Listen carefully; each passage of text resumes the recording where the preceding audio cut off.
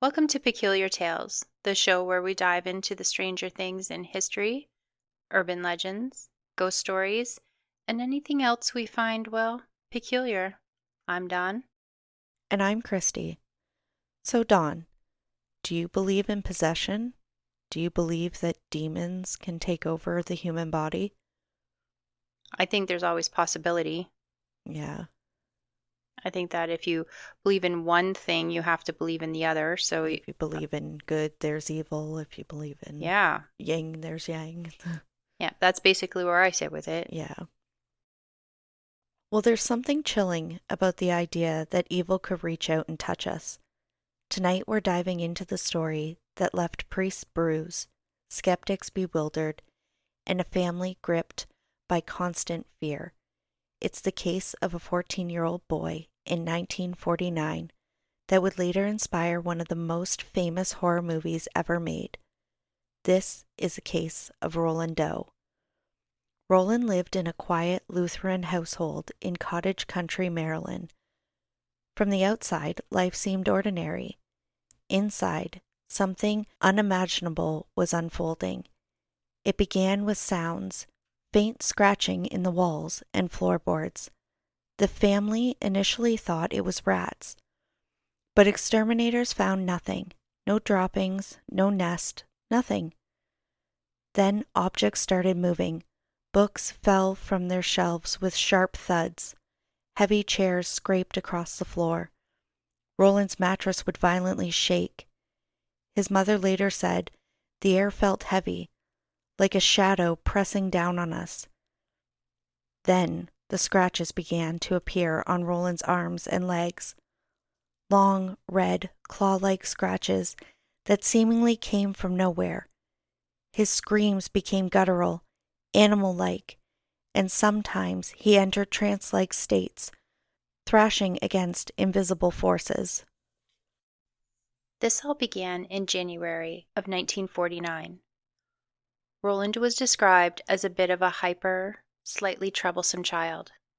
His closest companion was his Aunt Tilly, a spiritualist, who introduced him to the Ouija board. By the late 1940s, Ouija boards were sold as an innocent parlor game, something to be enjoyed in a family's living room. But in Christian communities, they carried a darker reputation as tools for summoning spirits, or worse.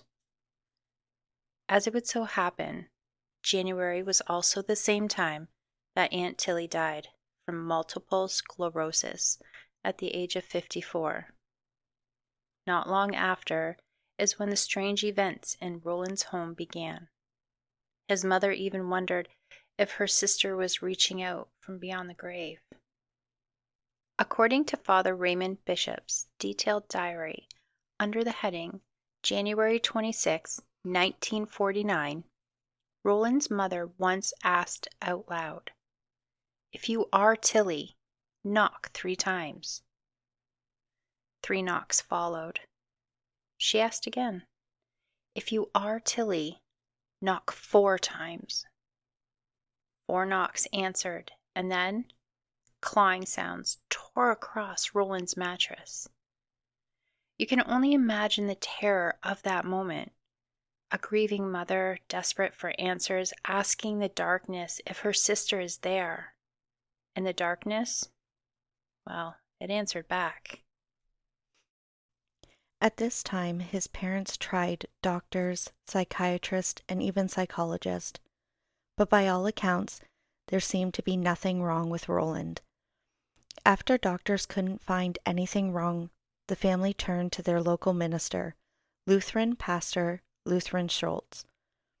He believed it may be poltergeist activity in their home, so he made arrangements with the family to have Roland stay the night at his house so that he could observe the boy firsthand. During his stay, the bed that Roland was sleeping in began to shake. At this point, Pastor Schultz had Roland moved to an armchair, but the chair began to shake, and then it was tipped over with Roland still in it, as if it had been done by a hand of some unseen force. Pastor Schultz then decided to put a mattress on the floor, but to his horror, it began to slide across the room. It even slid under the bed, where it began to bounce violently, causing Roland to hit his face off the bed frame. After these events, Pastor Schultz recommended that the family go to the Catholic Church.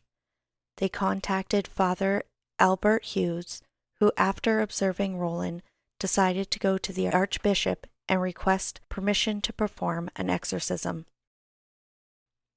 Father Hughes reportedly had Roland admitted to Georgetown Hospital where he was to perform the exorcism. Father Hughes had Roland strapped down by a nurse so that he would not cause harm to himself or others in the room. However, he broke free of his restraints and he slashed Father Hughes with a piece of the bed frame. At that moment, it was made very clear that this was no ordinary case. It was at this time that the family decided to move to St. Louis. But evil doesn't care where you run. It will just follow you. And unfortunately for the Doe family, that's exactly what it did. In St. Louis, they stayed with relatives. One of Roland's cousins that attended St. Louis University contacted Father Raymond Bishop. When Father Bishop came to visit Roland, what he witnessed convinced him something unnatural was happening. During his visit, he saw furniture moving on its own, and he heard unexplainable banging sounds. The bed shook, and Roland spoke in guttural voices. He recoiled from the holy water. At this time, Father Bishop brought in another priest, Father William Bodern. He was experienced, and he was strong in his faith, and he was ready to confront what could only be referred to as the enemy. A team was assembled: Father Bodern, Father Bishop, and a young priest named Walter Halloran. Between March and April of 1949, over 30 exorcisms were performed.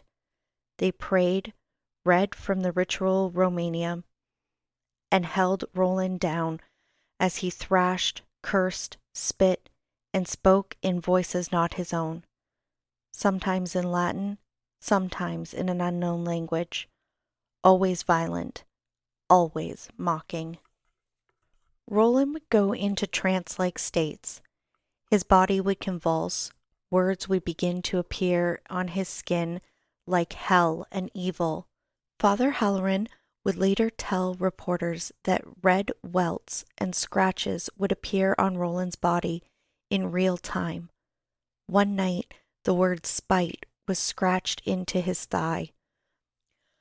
One of the most frightening episodes came when Roland shouted in a deep, unnatural voice, "I am the devil, leave this boy alone."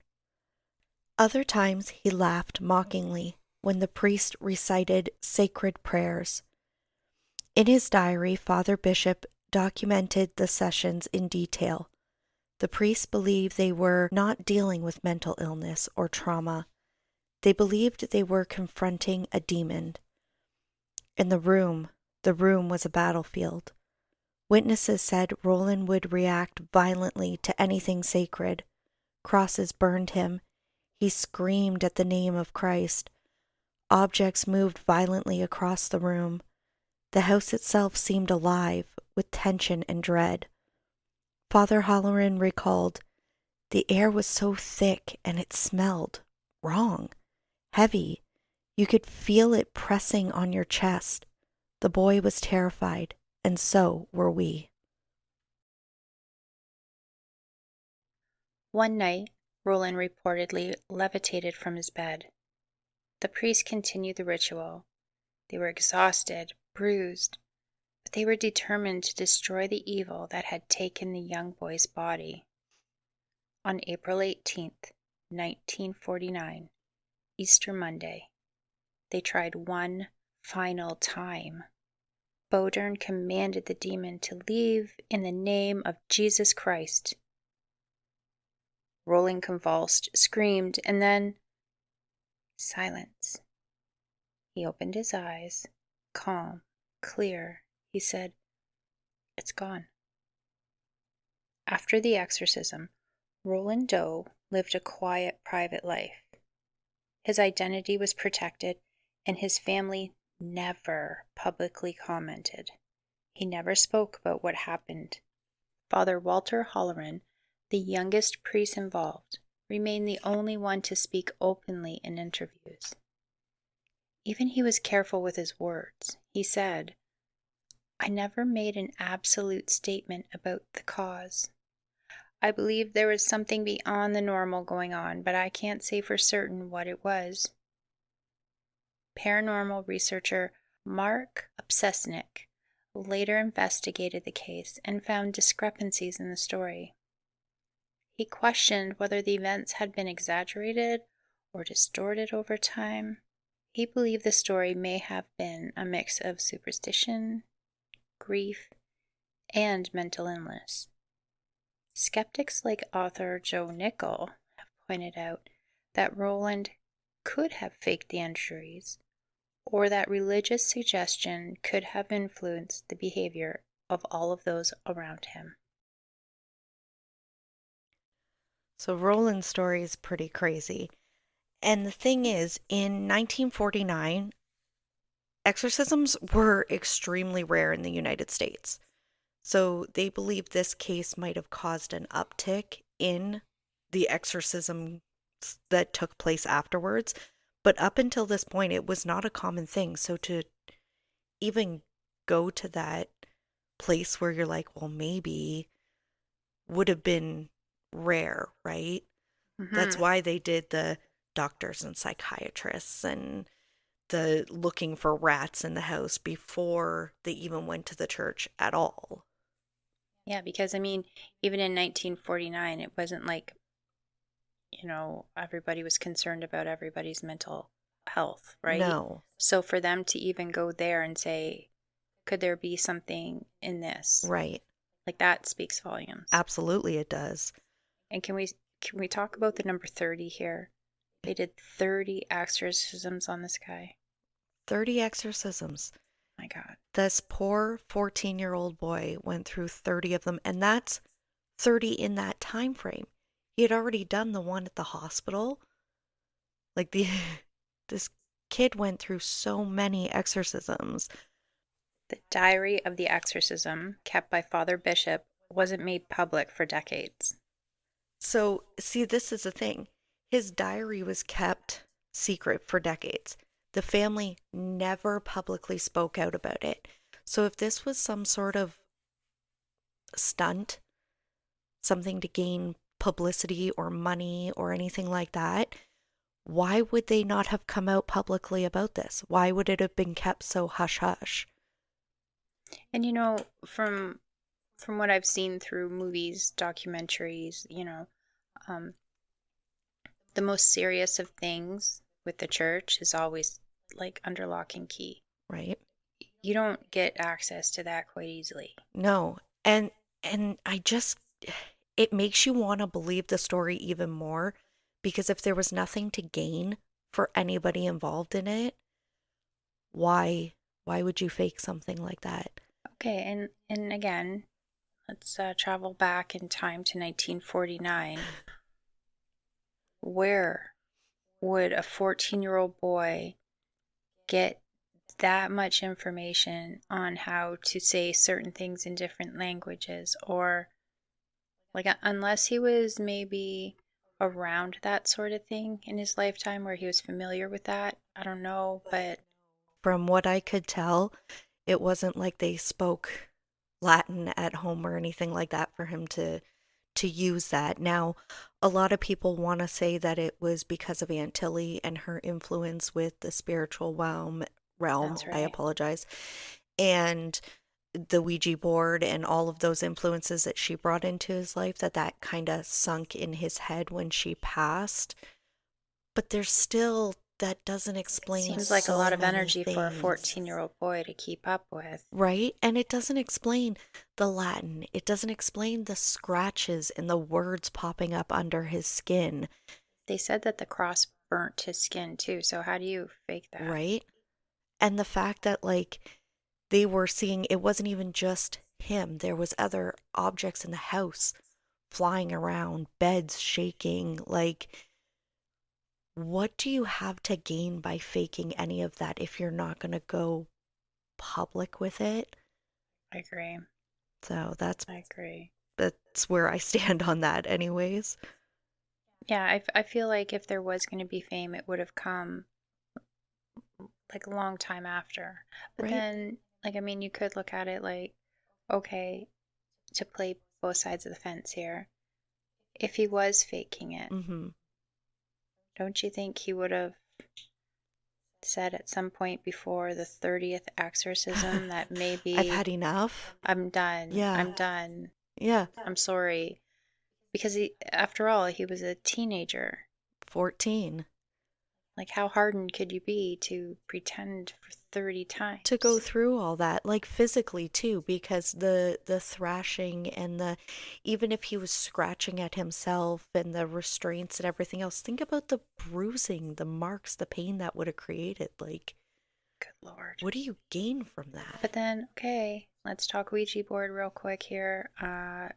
It is risky. It is known Yep.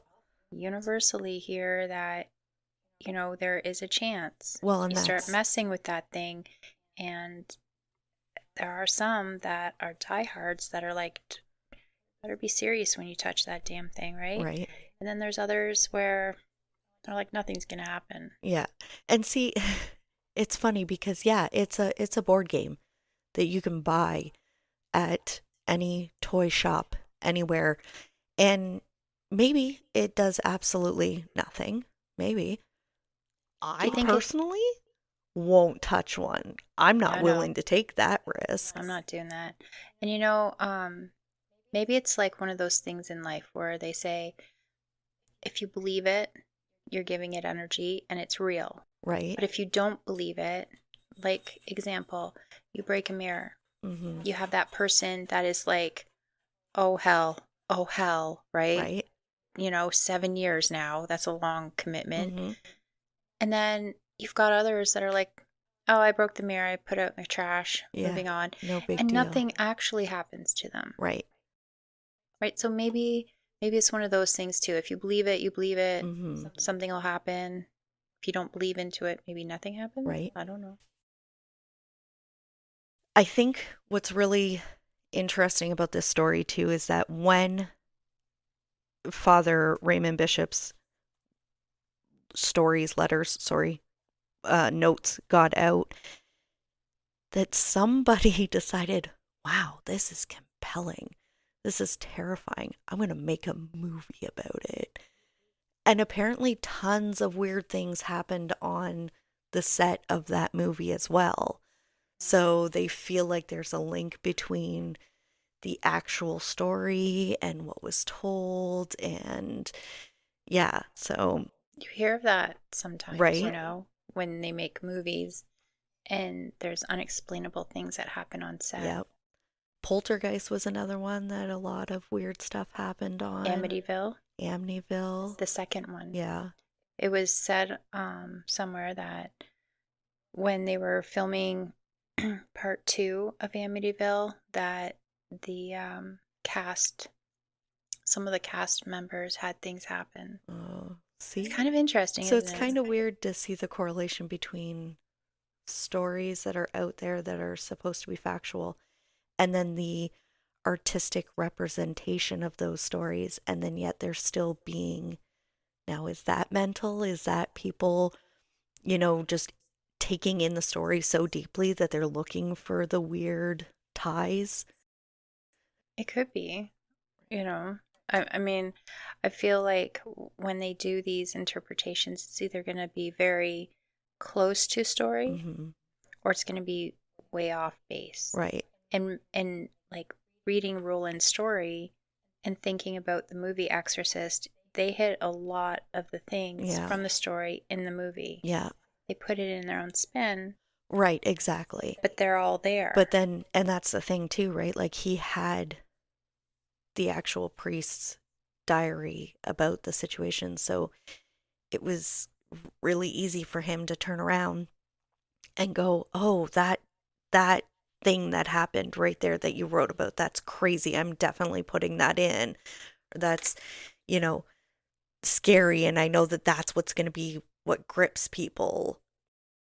Yeah, because Hollywood's always going to put their little spin on Mm-hmm. it, right? They're always going to add something to it because that's what you need for audience. Mm-hmm. But to know how much they actually put in, that was pretty darn close, Right. right? Yeah, what I think is crazy too, and I keep going back to it, is the fact that, I mean, Roland went his whole life never talking about this, never wanting to talk about what happened. His identity was kept a secret for decades before it got released. If there wasn't at least some truth to what happened, why? Why hide it? Why hide him? Why not talk about it? I know that when somebody's so scared of something or if something so traumatizing happens to The them, trauma. they don't even want to think about it. No, They don't want to talk about it because they don't want to relive it and they don't want to give it the energy, right? right? And that's why I personally believe that his story could be true because for somebody for the rest of his life not to mention another word Mm-hmm. ever, that's pretty compelling. Right? Well, whether you believe Roland Doe was possessed by a demon or simply a scared and grieving boy caught in a web of superstition and suggestion, this case continues to fascinate and terrify. And for those who witnessed the event, they never forgot. Father Halloran, the last surviving priest involved, always said he believed something supernatural had taken place. The case was documented in over 26 pages of notes by Father Bishop, and these notes would inspire author William Peter Blatty to write The Exorcist. Hollywood would add the spinning head and the pea soup, but the truth might be even scarier. Because if what happened with Roland was real, then evil doesn't just live in stories. It waits, it watches, and sometimes it might even whisper your name. Thank you for listening today, and be sure to join us on our social media platforms like Facebook and Instagram. And until the peculiar calls again for another tale, bye for now.